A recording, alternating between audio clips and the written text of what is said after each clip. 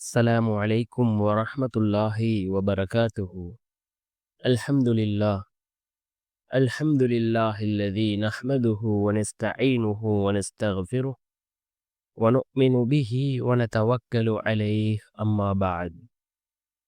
அன்பிற்குரிய அல்லாஹ்வின் நல்லடியார்களே, அன்பு சகோதரர்களே, நாம் தொடர்ச்சியாக பார்த்து வரக்கூடிய துஆக்களினுடைய திக்ருகளினுடைய தொகுப்பில் இன்று நாம் பார்க்க இருக்கின்ற விடயம் என்னவென்றால், நாம் இரவு தூங்குவதற்கு முன் இந்த ஸலவாத்தை 11 தடவைகள் ஓதுவோம். இந்த ஸலவாத்தை ஓதுவதன் மூலமாக நம்முடைய தேவைகள், அது 1000 தேவைகளாக கூட இருக்கலாம், அத்தனை தேவைகளையும் அல்லாஹ் பூர்த்தி செய்து தருகின்றான்.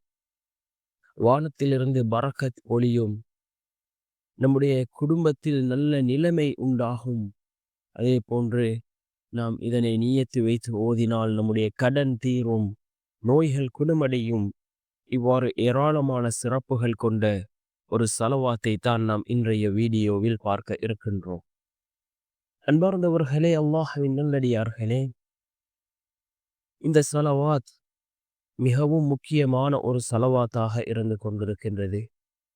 நாம் இதனை ஒவ்வொரு நாளும் இரவு தூங்குவதற்கு முன் 11 தடவைகள் ஓதுவோம். ஓதி அல்லாஹ்விடம் பிரார்த்தனை செய்வோம். நிச்சயமாக அல்லாஹ் நம்முடைய வாழ்க்கையில் சிறந்ததொரு மாற்றத்தை ஏற்படுத்தி தருவார். ஏராளமான ஸலவாத்துக்கள் இருக்கின்றது. ஒவ்வொரு ஸலவாத்துக்களுக்கும் ஒவ்வொரு விதமான சிறப்புகள் இருக்கின்றது. இந்த ஸலவாத்துக்களை, அதனுடைய சிறப்புகளை அறிந்து நாம் ஓதக்கூடிய சந்தர்ப்பத்தில் நிச்சயமாக அல்லாஹ் ஜல்ல சுப்ஹானஹு வ தஆலா நம்முடைய எல்லா நிலைமைகளையும் அவன் சீராக்கி தருவான்.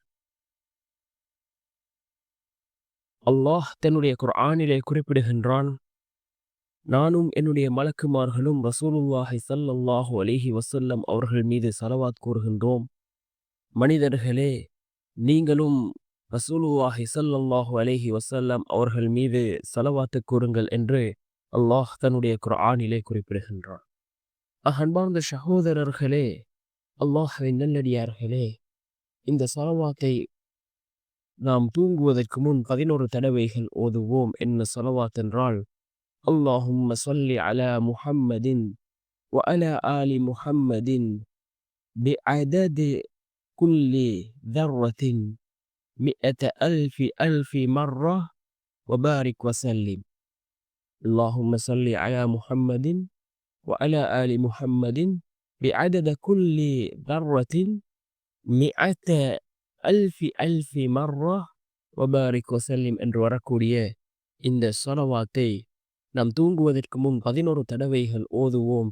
இதனை ஓதுவதன் மூலமாக நம்முடைய தேவைகள், அது 1000 தேவைகளாக இருந்தாலும் சரி, அல்லாஹ் அதனை பூர்த்தி செய்து தருகின்றான். வானத்திலிருந்து பரக்கத் பொழியும்.